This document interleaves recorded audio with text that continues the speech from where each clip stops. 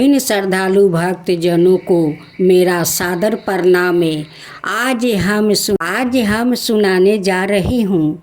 आज कृष्णा भगवान की छठियार है।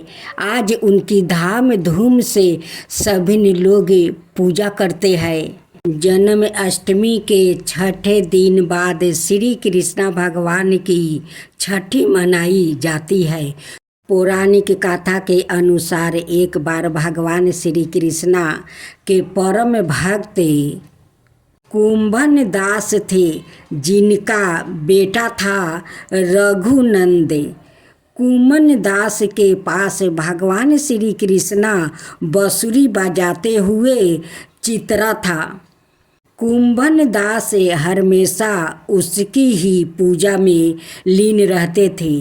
वो प्रभु को छोड़कर कभी कहीं नहीं जाते थे। एक बार कुंभन दास के लिए वृंदावन से भगवत कथा का बुलावा आया। पहले तो कुंभन दास ने उस भगवत कथा में जाने से मना कर दिया, परंतु सभी के आग्रह करने पर वो जाने के लिए तैयार हो गया। उन्होंने सोचा कि पहले वो भगवान श्री कृष्णा की पूजा करेंगे और इसके बाद ही वो भगवत कथा करने जाएंगे। इस तरह से उनका पूजा का नियम भी नहीं टूटेगा। कुंभन दास अपने पुत्र से कहा कि मैंने भगवान श्री कृष्णा का भोग तैयार कर दिया है, तुम बस ठाकुर जी को भोग लगा देना। इतना कहकर वो वृंदावन के लिए निकल पड़े। जन्म अष्टमी पर बाल गोपाल पधार चुके हैं। कन्हैया जी के जन्म का उत्साह भक्तों ने धूमधाम से मनाया। उनका लड्डू गोपाल रूप में पूजन किया गया।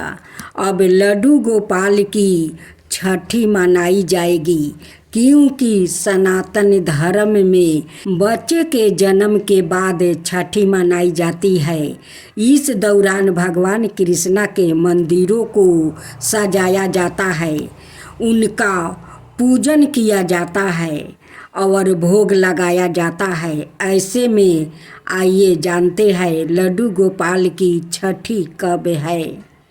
मनाता है कि जन्म अष्टमी के छठे दिन लड्डू गोपाल की छठी मनाई जाती है, क्योंकि भाद्रपद मास के कृष्णा पक्ष की अष्टमी तिथि को श्री कृष्णा भगवान का जन्म हुआ था। ऐसे में छठे दिन यानी भाद्रपद कृष्णा त्रयोदशी तिथि पर छठी मनाई जाती है। इस साल जन्म अष्टमी तिथि 16 अगस्त को थी, जबकि 21 अगस्त को त्रयोदशी उपरांत चतुर्दशी तिथि मनाई जाएगी। ऐसे में इस साल 21 अगस्त को लड्डू गोपाल की छठी मनाई जाएगी। छठी पर सुबह उठकर स्नान ध्यान करें, लड्डू गोपाल का अभिषेक करें, उन्हें नए वस्तु पहनाए। इसके बाद पंचमृत फल फूल मिठाई तुलसी के पत्ते आदि चढ़ाए। इसके साथ ही सबसे अहम चीज छठी पर चढ़ी चावल का भोग लड्डू गोपाल को जरूर अर्पित करें। इसके बाद इस प्रसाद के तैर पर बांट दे। छठी पर कढ़ी चावल का भोग लगाने का बड़ा महत्व है।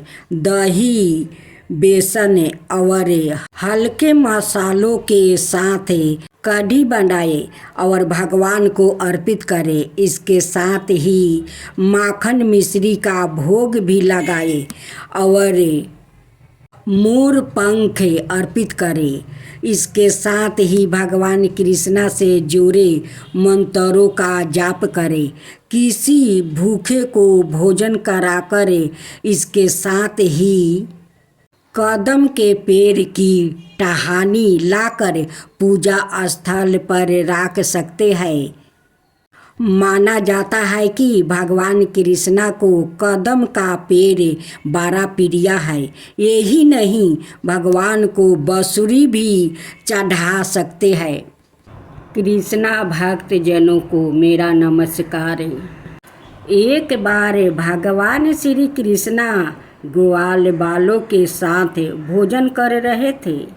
उनके बछड़े हरी हरी घास के लालच में घने जंगल में दूर चले गए। जब ग्वाल बालों का ध्यान बछड़ों की तरफ गया तब वो भयभीत हो गया।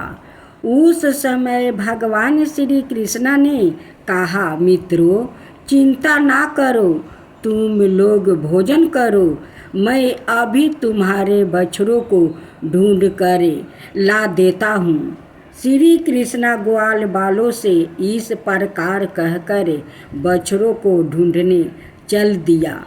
उस समय ब्रह्मा जी भी वहाँ उपस्थित थे। भगवान को ग्वाल बालों के साथ विचित्र लीला करते हुए देखकर उनके मन में मोह हो गया। उन्होंने भगवान श्री कृष्णा की परीक्षा लेने के लिए बछड़ों को चुरा लिया और जब भगवान श्री कृष्णा बछड़ों को ढूंढने चले गए तो ब्रह्मा जी ने ग्वाल बालों को चुरा कर किसी गुफे में छिपा दिया। भगवान श्री कृष्णा बछड़े ना मिलने पर यमुना जी के तट पर लौट आए, परंतु वहाँ देखते हैं कि बाल ग्वाल भी नहीं है। वो तुरंत जान गया कि यह सब ब्रह्मा जी की करतूत है। अब भगवान श्री कृष्णा ने अपने आप को ही ग्वाल बालों और बछड़ों के रूप में बना लिया। जिस समय भगवान श्री कृष्णा ने ग्वाल बालों और बछड़ों के रूप में नंद आदि की गौशाला में प्रवेश किया तो कोई भी उन्हें पहचाने ना सका। गायें भी श्री कृष्णा रूप में अपने अपने बछड़ों को दूने स्नेह से चाटने लगी और दूध पिलाने लगी। इस प्रकार भगवान श्री कृष्णा प्रतिदिन ग्वाल बालों और बछड़ों के रूप में बन जाते और संध्या के समय लौट आते। इस तरह पूरे 1 बरस का समय बीत गया। जब ब्रह्मा जी ब्रह्मलोक से लौटे तो उन्होंने श्री कृष्णा को ग्वाल बालों और बछड़ों के साथ पहले की भांति कीड़ा करते हुए देखा। वो सोचने लगा कि ग्वाल बालों और बछड़ों को तो मैंने चुरा कर अपनी माया से अचेत करके गुफे में बंद कर दिया था।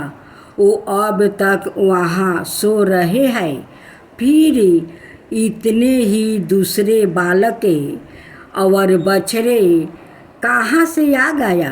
ब्रह्मा जी अपनी माया से भगवान श्री कृष्णा को मोहित करने चले थे, परंतु सवाए मोहित हो गया।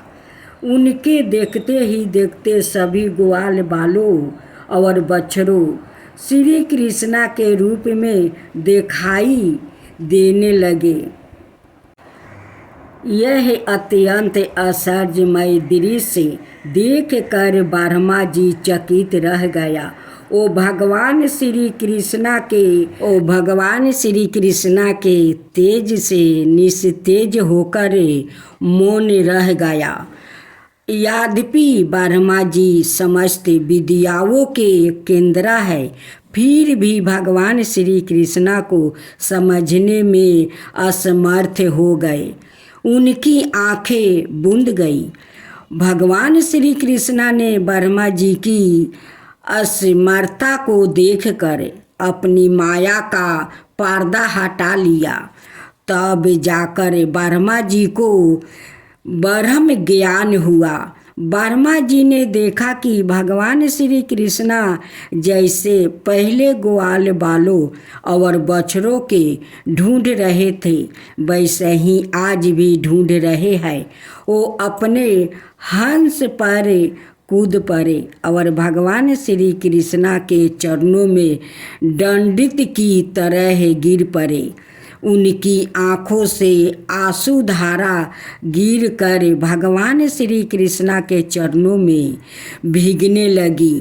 फिर बड़ी नम्रता से हाथ जोड़कर उन्होंने अपने अपराध के लिए क्षमा मांगी और बाल ग्वालों और बछड़ों को लौटा दिया। अंत में वो श्री कृष्णा का स्मरण करते हुए ब्रह्मलोक चला गया। यह कथा यहीं पर समाप्त हुआ। कृष्णा परीक्षा